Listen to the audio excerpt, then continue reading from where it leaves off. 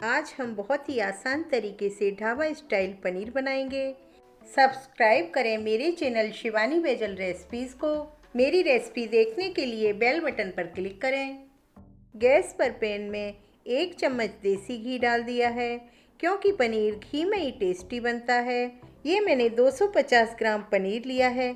इसको मैंने पीसेस में कट कर लिया है। अब मैं इनको पैन में डालकर 2-3 मिनट तक हल्का सा फ्राई करूँगी।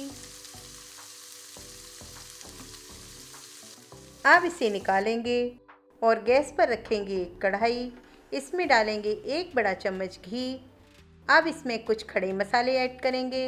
1 तेज़पात, 2 छोटी इलायची, 1 बड़ी इलायची जिसे मैंने हल्का सा क्रश कर लिया है, 2 टुकड़े दालचीनी के, 3-4 लौंग, आधा चम्मच जीरा डालेंगे। फ्लेम को स्लो मीडियम रखेंगे। अब इसे हल्का सा भूनेंगे। अब इसमें 2 मीडियम साइज़ के प्याज जिसे बारीक चॉप कर लिया है, इसे डालेंगे और लगातार चलाते हुए हल्का ब्राउन होने तक भूनेंगे।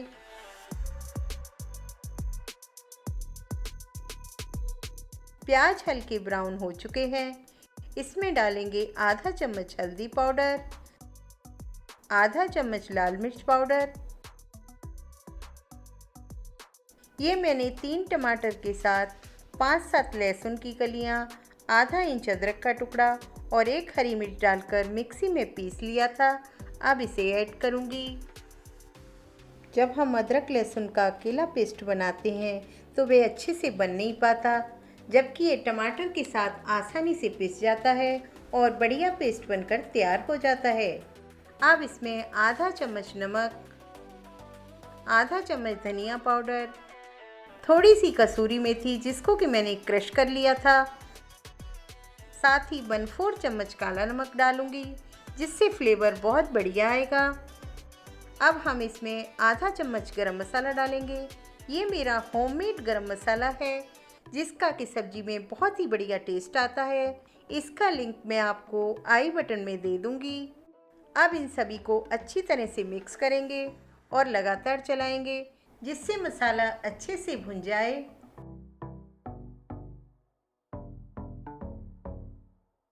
मसाला भुन गया है, ऊपर ऊपर ऑयल भी दिखने लगा है।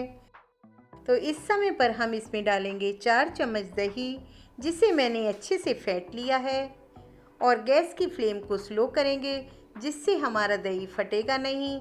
अब इसे हम अच्छी तरह से मिक्स करेंगे।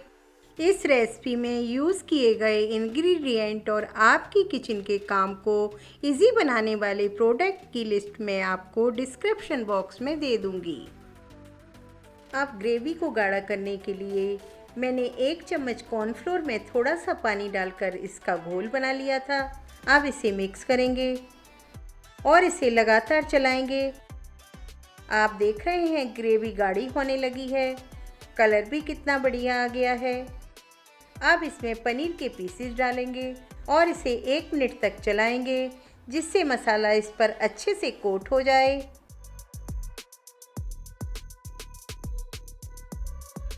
अब इसमें आधा कप पानी ऐड करेंगे।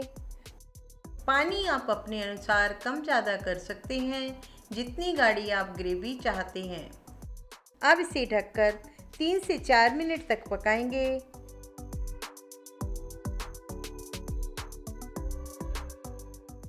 3 मिनट हो चुके हैं। अब इसमें थोड़ी सी धनिया पत्ती डालेंगे और गैस को ऑफ करेंगे।